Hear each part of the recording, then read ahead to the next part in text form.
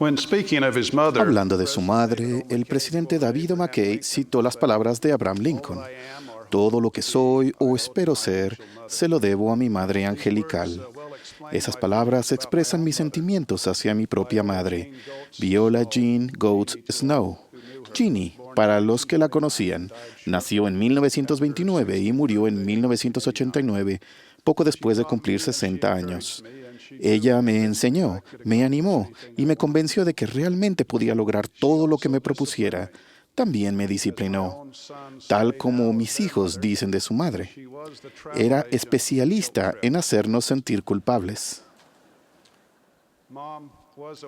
Mamá era una madre excepcional, un gran ejemplo, y no pasa un solo día sin que yo piense en ella y la extrañe. Unos años antes de morir, le diagnosticaron cáncer, enfermedad contra la que luchó valientemente. Como familia aprendemos que, aunque suena raro, el cáncer es una enfermedad de amor. Nos da la oportunidad de enmendar relaciones, de despedirnos y de expresar amor. Unas semanas antes de la muerte de mi madre, charlaba en la sala de la casa donde crecí. Mi mamá tenía buen gusto y le agradaban las cosas lindas. También soñaba con viajar, pero teníamos recursos limitados y ese sueño no se cumplió. Sabiendo eso, le pregunté si se lamentaba de algo. Esperaba escuchar que siempre había querido una casa más grande y más bonita, o quizás que expresara su tristeza por no haber viajado. Pero ella meditó mi pregunta por unos momentos y simplemente respondió: "Ojalá hubiera servido más". Su respuesta me asombró. Mi madre siempre había aceptado llamamientos en la iglesia. Había servido como presidenta de la Sociedad de Socorro de Barrio, maestra de la escuela dominical, maestra visitante y en la primaria. Cuando éramos niños, siempre llevábamos comidas, mermeladas y fruta envasada a los vecinos y a los miembros del barrio. Cuando le recordé todo eso, no cambió de parecer. "Pude haber hecho más", es todo lo que dijo. Mi madre había vivido una vida plena y ejemplar. Su familia y sus amigos la amaban. Había logrado mucho en una vida a menudo difícil y que quedó truncada por la enfermedad. A pesar de todo ello, su mayor pesar era no haber prestado suficiente servicio. No tengo duda de que el Señor ha aceptado el sacrificio terrenal de mi madre y la ha recibido en su presencia. Pero, ¿por qué eso ocupaba un lugar importante en su mente unos días antes de morir? ¿Qué es el servicio y por qué es tan importante en el Evangelio de Jesucristo? Primero, se nos manda a servirnos unos a otros. El primer mandamiento es amar a Dios y el segundo es semejante: amarás a tu prójimo como a ti mismo. Demostramos nuestro amor cuando nos ayudamos y nos servimos mutuamente.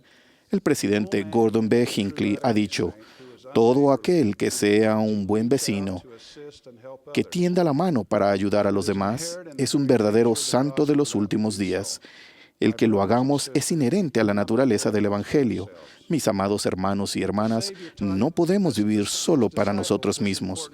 En Mateo, el Salvador enseñó este importante principio a sus discípulos: "Señor, ¿cuándo te vimos hambriento y te sustentamos, o sediento y te dimos de beber? ¿Y cuándo te vimos forastero y te recogimos, o desnudo y te cubrimos? ¿O cuándo te vimos enfermo o en la cárcel y vinimos a ti?". Y respondiendo el rey les dirá: "De cierto os digo que en cuanto lo hicisteis a uno de estos mis hermanos más pequeños, a mí lo hicisteis". Este servicio se debe dar desinteresadamente, sin esperar obtener ganancia o recompensa personal. Se debe dar cuando sea necesario, no cuando convenga. Las oportunidades de servir no siempre serán obvias, ya que la tendencia natural es preocuparnos por nuestras propias carencias. Debemos resistir esa tendencia y buscar oportunidades de servir. Cuando visitamos a los que sufren por enfermedad, por la muerte de un ser querido o por otros pesares, no basta con decir simplemente: "Llámame si hay algo que pueda hacer", sino que hay que buscar maneras de bendecir a los demás con actos de servicio aparentemente sencillos. Es mejor hacer cosas pequeñas de poca importancia que no hacer nada. Segundo, como miembros de la Iglesia, tenemos la obligación de aceptar llamamientos para servir a fin de edificar el reino de Dios en la tierra. Al servir en nuestros llamamientos, bendecimos a otros. En la obra misional, las vidas cambian cuando las personas aprenden el Evangelio de Jesucristo y reciben un testimonio de su veracidad. Mediante la sagrada obra del templo, bendecimos a los que ya han partido, cuando ellos reciben todas las ordenanzas del Evangelio. Al servir en el Evangelio, tenemos el privilegio de enseñar a otros, de fortalecer a los jóvenes y de bendecir a los niños pequeños, conforme aprenden las verdades sencillas del Evangelio. Al servir en la iglesia, aprendemos a dar de nosotros mismos y ayudar a otros. El presidente Spencer W. Kimball, un gran ejemplo de servicio, dijo: Dios nos tiene presentes y nos vigila, pero usualmente es a través de otro ser mortal que Él satisface nuestras necesidades. Por lo tanto, es vital que nos sirvamos unos a otros en el reino. No obstante, la responsabilidad de servir en la iglesia no nos exime de la responsabilidad de servir a nuestra familia y vecinos.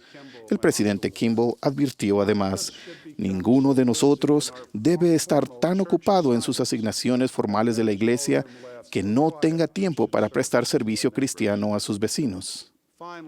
Finalmente, tenemos la responsabilidad de prestar servicio a la comunidad.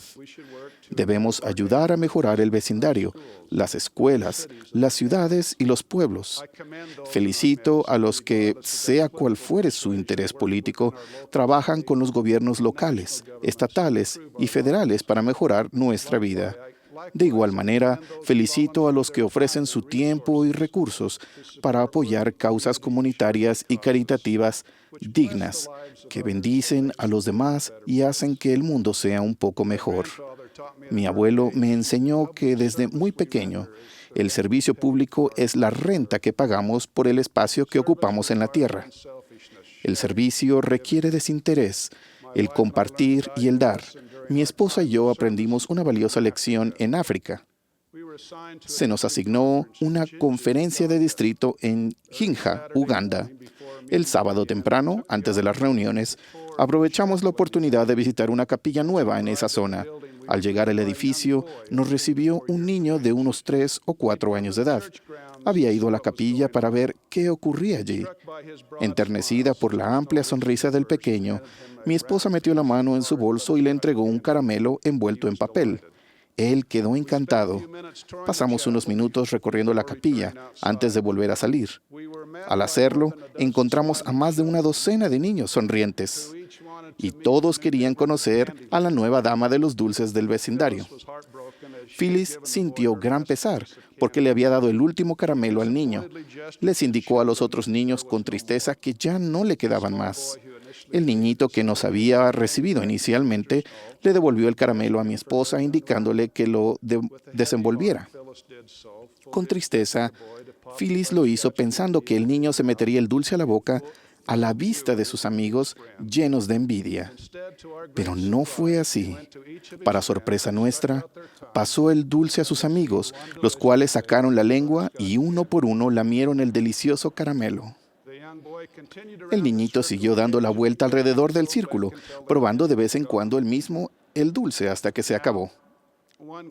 Bueno, uno podría aducir que ese gesto desinteresado no fue muy higiénico, pero nadie puede disputar el ejemplo que dio aquel niño.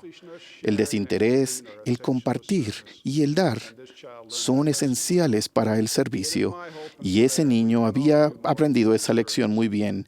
Espero y ruego que todos prestemos más servicio. Si no prestamos servicio, no recibimos la plenitud de los privilegios y las bendiciones del Evangelio restaurado. En el nombre de Jesucristo. Amén.